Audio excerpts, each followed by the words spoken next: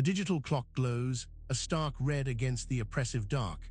Another night fractured, the same restless thoughts circling like vultures. You know the pattern, don't you? That gnawing ache that whispers you're stuck, a hamster on a wheel of your own making. It's not random. It's an echo from deep within, a signal from the parts of you that have been locked away, forgotten, yet still hold the keys. It's the rustle of ancient cloth, the turning of a page in a book you've never opened.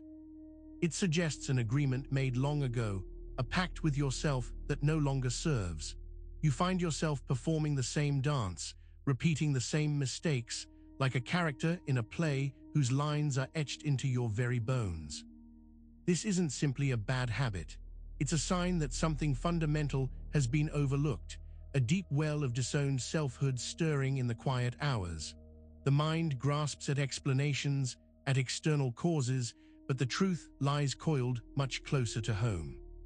And real quick, make sure to subscribe and hit the notification bell for more videos just like this. Now let's keep going. The desire to understand yourself, to dissect your motivations, can feel like a noble pursuit, a path toward liberation.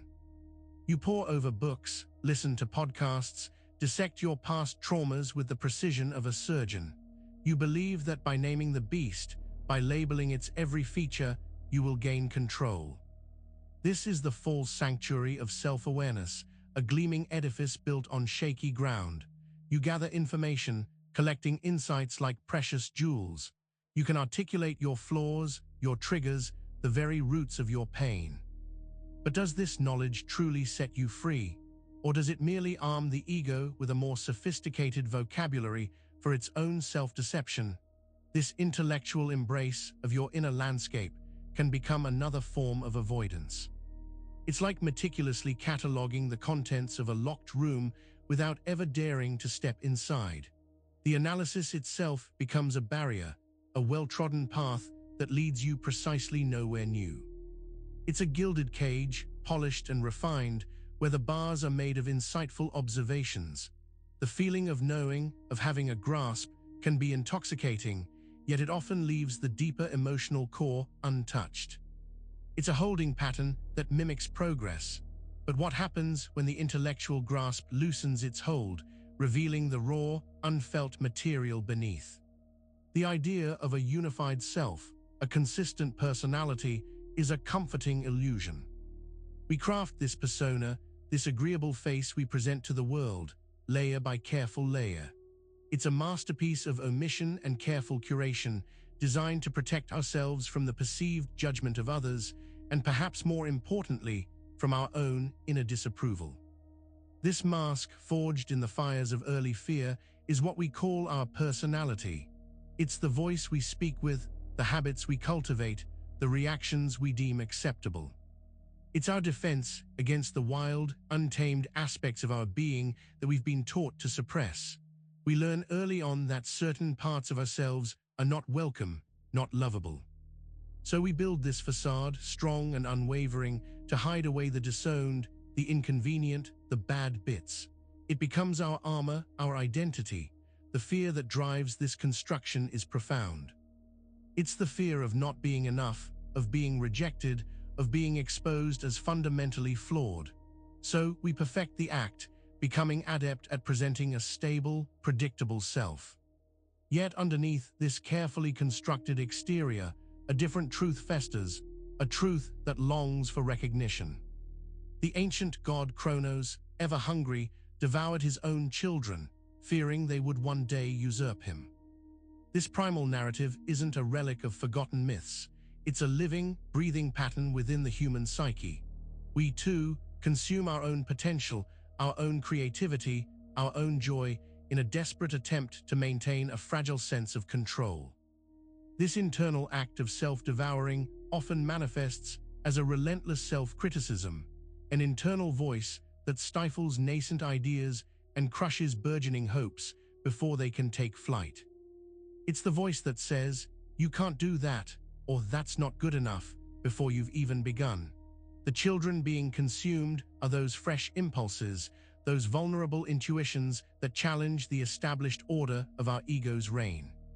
They are the parts of us that yearn for freedom, for expression, for a different way of being. We become the architects of our own stagnation, the guardians of our own prisons. The systems we create, the routines we adhere to, the beliefs we cling to, all serve to keep these dangerous inner impulses at bay. This mythic pattern speaks to a deep-seated fear of change, a terror that embraces the known suffering over the unknown potential. What if the very things we fear most are the sparks that could ignite our greatest transformation? Jacob wrestled with an angel, a divine encounter that left him limping, forever changed. But perhaps the angel was not an external adversary, but a brutal, internal confrontation. Jacob wrestled not with God, but with the most profound aspect of himself, the part he had been trying to outsmart and outrun his entire life. This wrestling match is our own. It's the struggle against the ingrained patterns, the inherited beliefs, the deeply embedded fears that define our perceived reality. We fight against the very forces that have sculpted our lives, unaware that we are wrestling our own shadow selves. The pain Jacob experienced, the limp he carried, was the price of integration. It was the consequence of confronting the untamed wildness within, the part that refused to be neatly categorized or controlled. This is the pain we often seek to avoid, plastering over it with distractions and denial. Every decision made from a place of fear, every compromise of integrity, is a subtle form of this wrestling. We are locked in a perpetual battle with the unacknowledged truths of our being. But what if the destination of this struggle isn't victory, but a profound, albeit painful, recognition? The mirror has always been a potent symbol, a gateway to reflection and self-recognition. In our modern lives, we encounter countless reflections, the polished surfaces of buildings, the screens of our devices, even the eyes of strangers. Each one offers a glimpse, a momentary confrontation with the self. But what if these reflections are not merely passive images, but active participants in a silent tyranny? What if the mirror holds not a neutral image, but a judge, a keeper of accounts? We often see ourselves through a lens of ingrained criticism, comparing, dissecting, finding fault. This internal tyrant behind the mirror is the embodiment of our self-rejection. It's the voice that whispers you are not enough, that you fall short, that you are flawed beyond measure. It projects its judgments onto every surface, turning the act of seeing into an act of condemnation. We learn to appease this internal judge, to modify our behavior, to hide aspects of ourselves that we believe will incur its wrath. This creates a perpetual state of anxiety, a fear of exposure. The act of looking becomes an exercise in self-policing. The silence of this tyranny is its most potent weapon.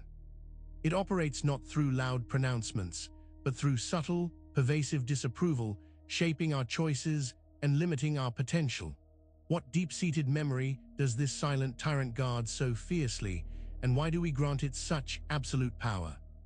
We inhabit a world built upon systems, time measured in precise increments, gravity grounding us to the earth, names and titles defining our roles. These external structures are often perceived as objective realities, immutable forces that govern our existence. But what if they are more than that? Consider these systems as the architecture of our internal lives. The rigid linearity of time can mirror our inability to break free from repetitive thought patterns.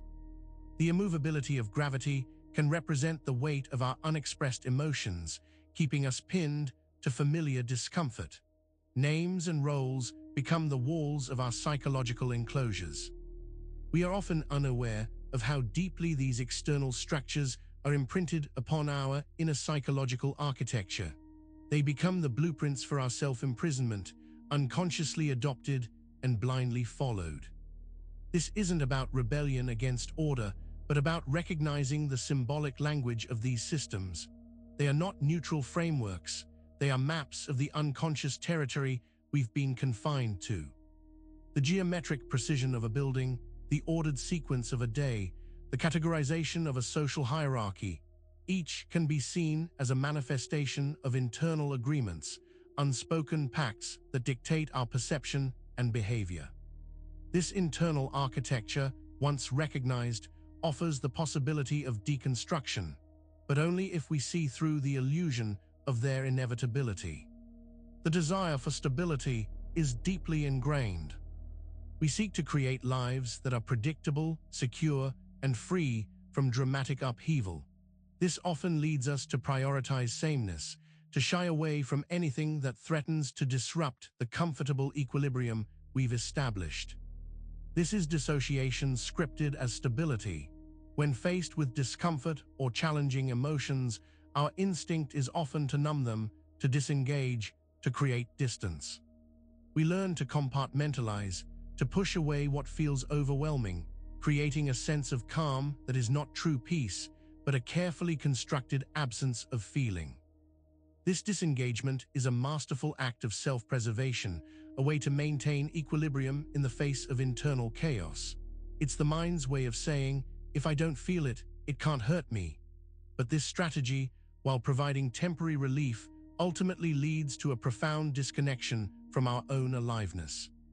We become adept at maintaining the facade of composure, our inner world a carefully managed landscape where nothing truly upsets the surface.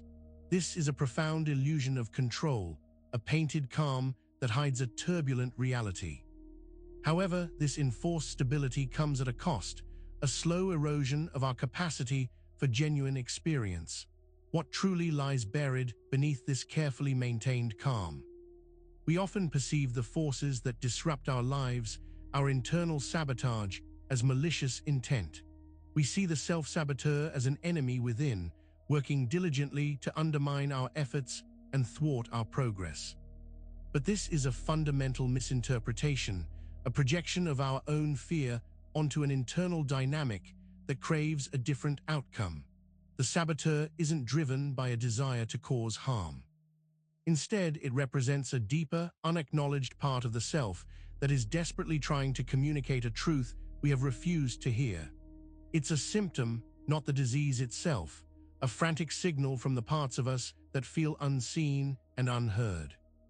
This internal antagonist often emerges when we are on the verge of a breakthrough or when we are about to step into a new phase of growth. It acts as gatekeeper, a protector of the familiar, even if that familiarity is painful. It clings to the known because the unknown is perceived as far more dangerous. The familiar pain offers a perverse sense of safety. It confirms our deeply held beliefs about ourselves and the world, beliefs that tell us we don't deserve happiness or success. The sabotage is an attempt to keep us aligned with these ingrained narratives. But what is the core message this saboteur is so desperately trying to convey, the message that generates such desperate action? Self-rejection is a labyrinth, and we are its willing inhabitants. We walk its winding paths, often blindfolded, convinced that the only way out is to keep moving, to keep searching for an external solution to an internal wound. The walls of this labyrinth are constructed from our own judgments, our own criticisms, our own deeply ingrained beliefs about our unworthiness. Each turn in the maze leads us back to the same central chamber. The core belief that we are somehow fundamentally flawed. We believe that if we can just fix ourselves, if we can just eliminate all the perceived imperfections, then we will finally find peace and acceptance. But the very act of seeking to eliminate parts of ourselves only solidifies our imprisonment. The fear of our own perceived imperfections drives us to hide, to deny, to reject any aspect of ourselves that doesn't align with the idealized image we strive to maintain. This constant vigilance, this internal policing, creates a profound sense of exhaustion and despair. We are trapped in a cycle of self-accusation, each perceived failure reinforcing the belief that we are not good enough. The exit from this labyrinth is not an outward journey, but an inward surrender to what we have been so fiercely trying to cast out. What lies at the heart of this maze, the place we've been desperately trying to avoid. In the drive for belonging, for acceptance, we often make a profound sacrifice. We silence the child within, the untamed, passionate, perhaps inconvenient spirit that longs for authentic expression. This silenced child is not gone. It merely lies dormant, a reservoir of unlived life energy, its voice muffled by layers of learned behavior and societal expectation. This act of silencing is a survival mechanism learned in the crucible of early life. We discover that certain aspects of our true selves elicit disapproval, judgment, or abandonment from those we depend on. To gain love and acceptance, we learn to suppress these vital parts, to conform, to become what others expect us to be. The cost of this compliance is immense. We trade our authenticity for a semblance of security, our vibrant aliveness for a muted existence. This deep inner dissociation creates a persistent ache, a feeling of something missing, a hollowness that no external achievement can fill. The silenced child carries the wisdom of our deepest needs, our most profound desires, our truest essence.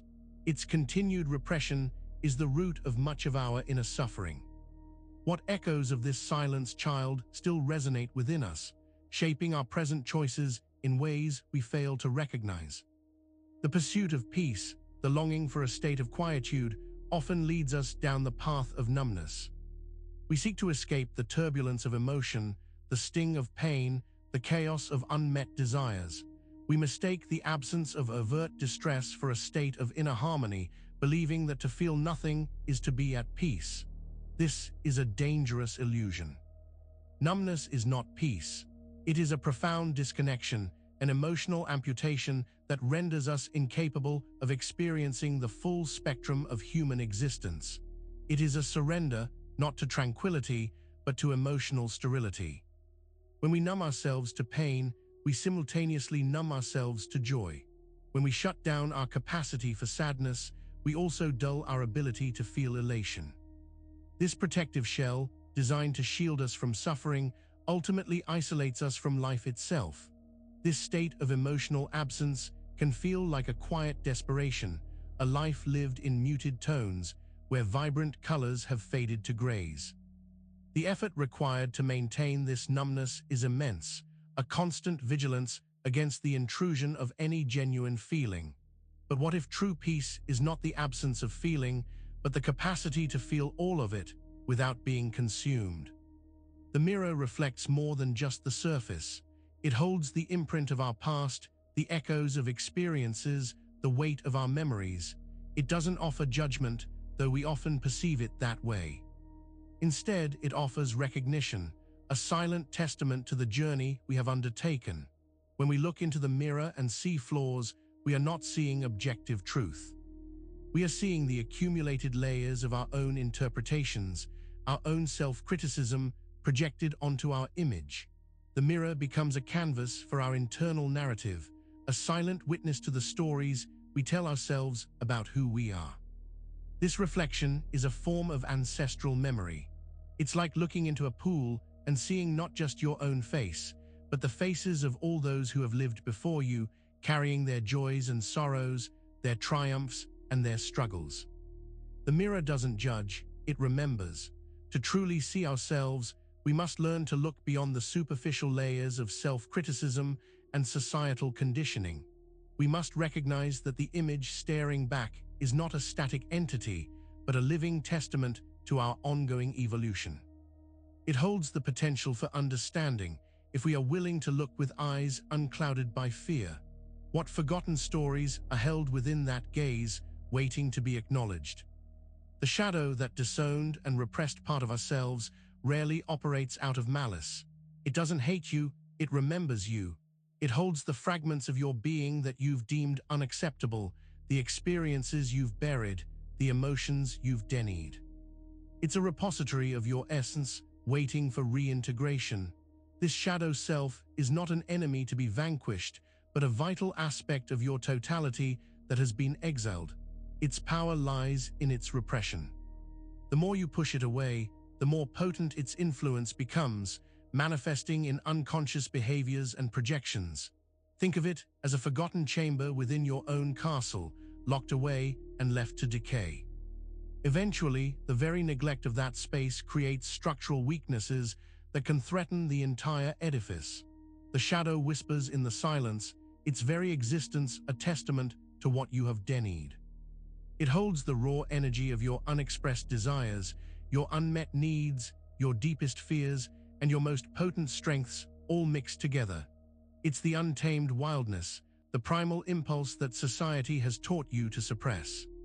The shadow doesn't seek to destroy you, it seeks to be acknowledged, understood, and ultimately integrated back into the whole. Its purpose is not revenge, but return. What is the deepest wound the shadow holds, and what does it remember about your earliest moments of being? The path toward genuine self-understanding is not a narrative that can be neatly packaged or summarized. There is no concluding chapter, no triumphant resolution that can be bottled and sold. The journey is one of perpetual descent, a continuous unraveling into deeper layers of awareness. This descent is not a spiral downward into despair, but an exploration into the profound depths of your own being. It requires a willingness to confront the unknown, to embrace paradox, and to sit with the discomfort of not knowing. It's about surrendering the need for definitive answers and instead embracing the mystery that is you. The stories we tell ourselves about our lives, while comforting, can also be prisons. They offer a sense of order and control, but they can blind us to the vast, uncharted territories of our own consciousness. True liberation comes from stepping outside the confines of narrative, from daring to exist in the liminal spaces. This process is not about finding yourself, but about allowing yourself to be found, to be revealed, layer by layer, in the quiet spaces between words, in the silent moments that transcend explanation.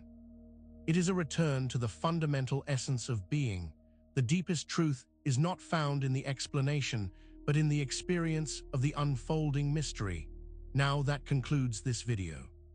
Make sure to subscribe for more videos and hit that notification bell so you never miss a new video. We'll see you in the next one.